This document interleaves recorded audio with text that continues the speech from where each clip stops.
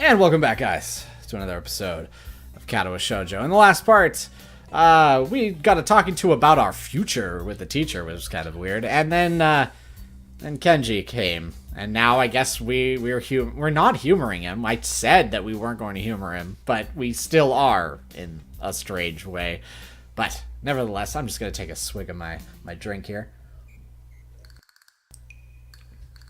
Oh, alright, I should have done that before I started the part, but who cares? Professionalism in my Let's Play. I'm not sure which is worse, this food or his worldview. I can feel my face being dragged down by their combined weight. Not that he'd notice, or care. It's not that bad. Why would you care about her so much anyway? She's just your class representative, after all. He gives a malevolent chuckle. Were this anyone but Kenji, I'd feel uneasy at how he sounds. Finally found the chink in the Feminist Legion's armor. It took a while, but I'm confident that this is going to be how we can bring down the whole system. I'm about to blow your mind. Are you ready? I guess. I tune out his ramblings for a moment as I finish my rice and start an unappetizing soup. One taste is enough to confirm that it's cold. Ready as I'll ever be. I confirm that Lilly is in the Mafia. What? Alright, stay with me for a second here, and I'll describe the scene. I wish I could do otherwise. Lily's there, walking down the street after school. You're not stalking her, are you? No, damn man, I do have some sense of self-preservation. That's not the angle that I think is appropriate for what he just said, but if that's how you see it, good on you, Kenji. Good on you, I guess. But not dignity, or morals, or social standards. Thank you, Sal. Anyway, as I was saying, this car pulls up next to her, and guess who steps out? A man in a pinstripe suit. Waves her in when the two leave, just like that. I tell you, man, she's under protection. Under protection. A man in a... Oh, I can see where this is going now. It takes effort not to sigh in exasperation. Let me guess, this man was about average height, had a slightly slender build, had blonde hair, looked foreign, and smiled a lot. He looks positively stunned. I take advantage of the moment of quiet to quickly gulp a mouthful of cold soup. It seems that you're more observant than I thought. Yes, I have chosen well. Oh dear. He giggles a little and nods to himself so dramatically that it looks comical. I can't tell whether that's intentional or not, and that fact makes me frown. This has important ramifications, you know. If she's really is connected to people like them, and we're smart about what we do with this information, we could turn this into the greatest weapon against the student council. Once he starts rambling into conspiracy theory, my juice suddenly becomes of much more importance. Only half listening to his oh Jesus pontifications. Only half listening to his pontifications, my mind drifts to the matter of Lilly and her antipathy for Shizune. The past between them is steadily becoming more coherent, but I'm not even sure if I should be learning of her past this way. Indeed, even if I do work out what went on, it really doesn't seem like my business to go and interfere. Damn. Not having Lilly around is making my thoughts wander. I'm noticeably more bored and sullen without her company, and the same goes for Hanako. All we do during lunch anymore is eat and play chess. Come to think of it, I need to go check on Hanako after school too. Considering her much improved attendance, I'm guessing she's come down with something. Yeah, so we probably, if we didn't ignore If we said humor him, we may have actually listened to whatever he was talking about. And like I said, it would plant some sort of weird, silly seed in him. Oh, Nakai. I stop as I'm about to leave the classroom, turning on the ball of my heel to meet Muto. He's holding out to me a couple of worksheets we'd worked on during the day with his long, lanky arm. Would you mind giving this to Ikazawa? Ikazawa, that's how you say that, right? You don't say Akizawa. It's Ikazawa. I'd normally ask one of the girls to do it, but I assume you'll be checking on her. Jesus, wow, good job, Muto. For a moment, I briefly considered the possibility of that being more than an innocent prediction. I quickly discard the idea, though, as it's hard to think of him acting in such a Machiavellian way. It's not in his nature. Sure, no problem. Walking up the hallway of the girls' dormitory, several ideas of why Hanako seems to be absent float around my head. The most obvious of them is just a simple cold.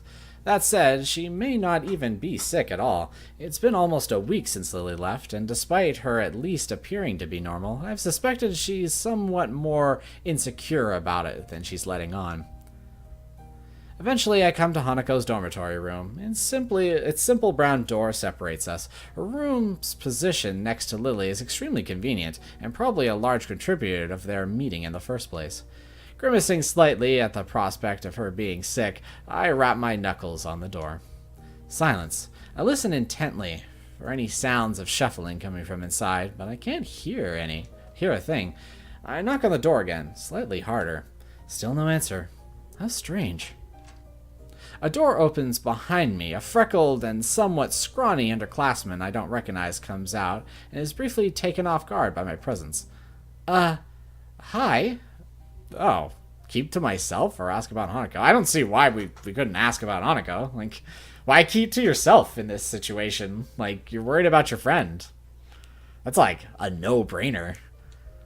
Actually, this may be a rather fortuitous meeting.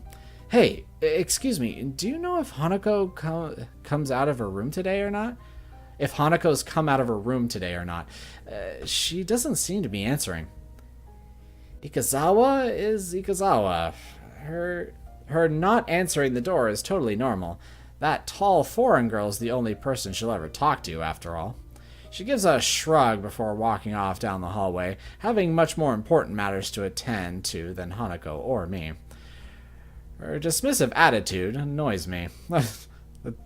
God, like, these choices, they seem as if they don't have an outcome. Like, keeping myself there wouldn't really matter, right? So yeah, they're hiding something. I better be more careful on the things that I choose, now that I think about it. Hanako must have a reputation as a hermit, a reputation that doesn't seem outright undeserved, at least in the time before we'd met. Scratching my head, I make one last attempt at getting Hanako to answer as I knock on the door one final time. Hanako, it's just me. Muto said to give you some stuff. For a while, the attempt seems just as unsuccessful as the last. Just before I slip the sheets under her door, though, I can hear the handle rattling. Oh, God, yeah, she's probably is sick. As the door opens halfway, I do my best to look Hanako over as quickly as possible. It's a task made somewhat more difficult by her oversized gown hiding so much of her body. She doesn't look sick, or at least not immediately so. To be honest, I'd have preferred that to her expression right now. Hi. Oh, sorry. Well, I was actually about to do that as her. Hi, Hanako. Muno wanted me to give you these since you weren't in class today. I hold out the loose sheets, which she tentatively takes in her hands. The way she moves is weird, devoid of thought, as if she's some kind of mechanical automaton rather than a living being. Are you okay? If you're feeling sick or anything, I could go get the nurse. It feels almost pitiful to put on such a routine get-well-soon act. I can't think of anything else I could possibly do for her, though. She seems to collect herself a little at the notion, but only a little. I'm fine. Okay. An awkward silence follows, eventually ending by her nodding solemnly in farewell and closing the door. The entire experience feels surreal. More than a little put off, I wander back to my room and hope that she'll be better by tomorrow, despite not knowing exactly what's wrong with her. Aww.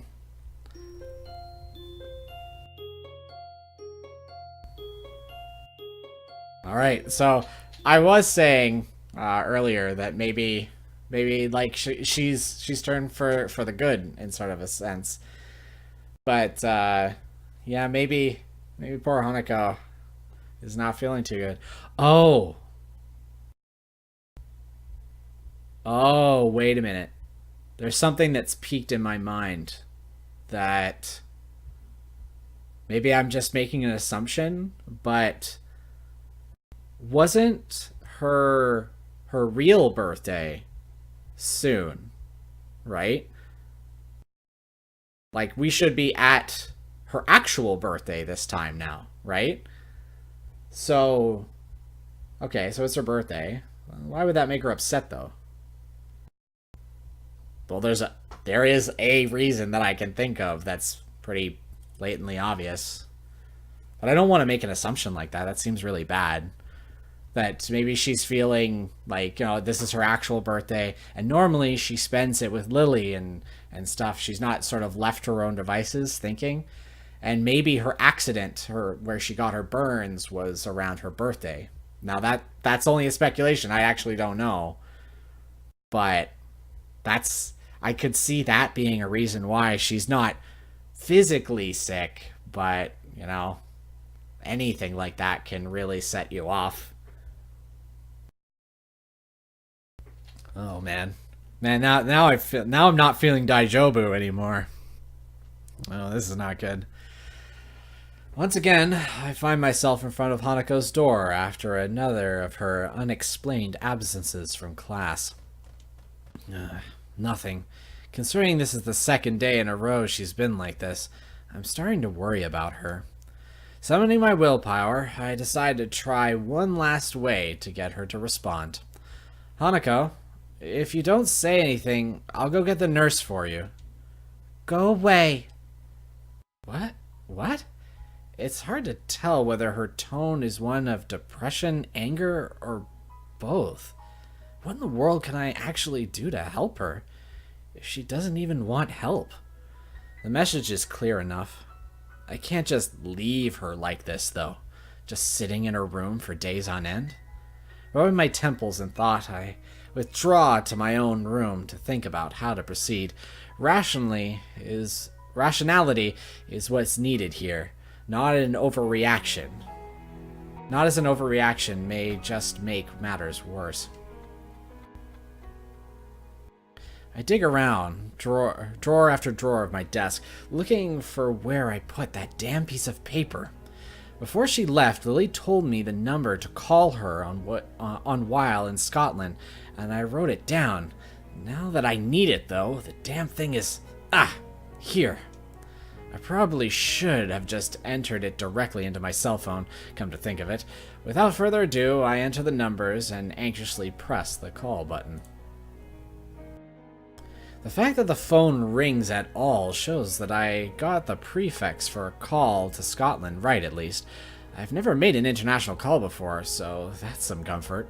Eventually the phone picks up, a feminine voice I don't recognize on the other end. It's probably Lily's mother. Blah blah blah, blah blah blah.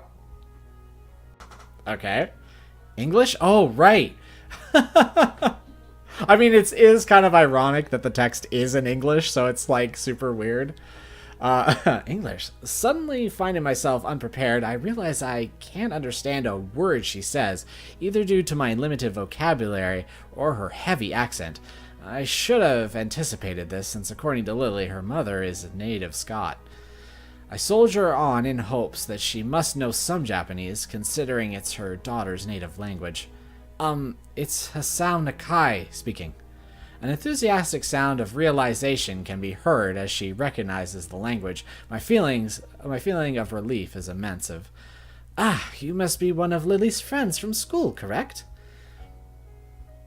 I guess I should say like this. Actually, one thing that you guys have pointed out is that, like, at least for Akira, I've given a different accent to her every single time. And part of that has been kind of on purpose. Not the first little while, but afterwards, I've been giving her different accents on purpose. Because you guys have been complaining about the fact that her accent is not staying stationary. And I just have to admit it. I've been sort of fucking with you guys in the last little while. But don't tell anyone. Don't tell anyone. Not yet. Even so, her accent means I have to concentrate to work out what she's saying. Yes, that's right. Pleased to speak to you, Mrs. Satao. It's so nice of her to find someone so polite. Lily, dear, it's for you. Her mother seems nice, if a little overenthusiastic, given the mundane situation. There is a small silence as Lily takes her time getting to the phone. In the distance, I can just make out her mother scolding her playfully for just getting up. Hello, Lily speaking. You sound awful. She makes a sound somewhere between a dying animal and a yawn. The only thing I did remember to check before calling was the time zone. It'd be pretty late in the morning over there, so she really has no excuse. Not feeling well? Just tired. What time is it there? Late afternoon. School finished for the day not long ago. You're really not a morning person, are you? I don't need you making fun of it as well. It takes me a measure of restraint not to laugh at her pain groan. Poor girl. How are you doing over there how are you doing over there then? Bar the mornings. It's been enjoyable. After not meeting them for so long, just having a meal together with my parents is nice. Though the pool and the sheer size of the house might have something to do with that as well.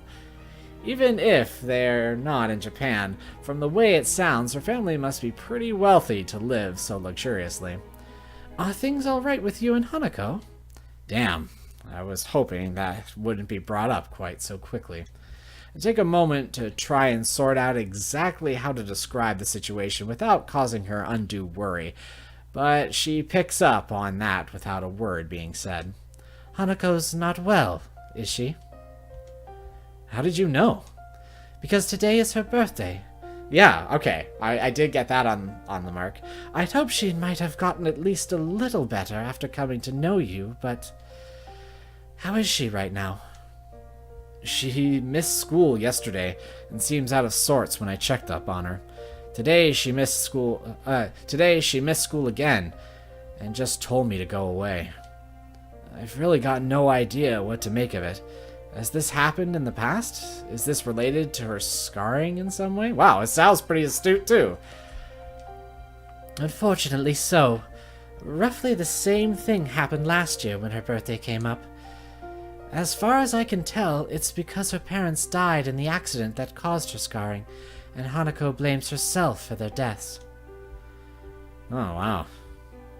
Yeah, that's sucky. What she says does seem to make sense. If she's blaming herself on her birthday, she may as well be ruining that she was ever born. The fact that Lily seems so in the dark about it, though, almost to the extent that I am, is a surprise. So, that's why she lives in the student dormitories as well? Has she told you any more about the accident? As close as we've come, she barely told me anything about what happened. What I know about it is largely conjecture. She sounds depressed, almost defeated. Considering the trauma Hanako must have gone through, I really can't fault Lily for not knowing. Nevertheless, she still seems to consider it a personal failing. Don't blame yourself, Lily, with everything she's gone through. I know. Thank you, Hisao. I'm sorry. I can't be more help to you. It's fine. I'll just give it some more thought. Thanks. and have a good time in Scotland. I... It's nothing. Thank you for taking care of Hanako. Okay, bye. Goodbye. And with that, the line goes silent. Amid the seemingly only increased number of questions I can't answer, the most immediate is what Lilly was going to say. Oh no. I am an idiot. She must have thought I was calling to talk with her, but I only asked for help with Hanako. Even more shameful than that thought is the fact that such an appraisal would be largely correct.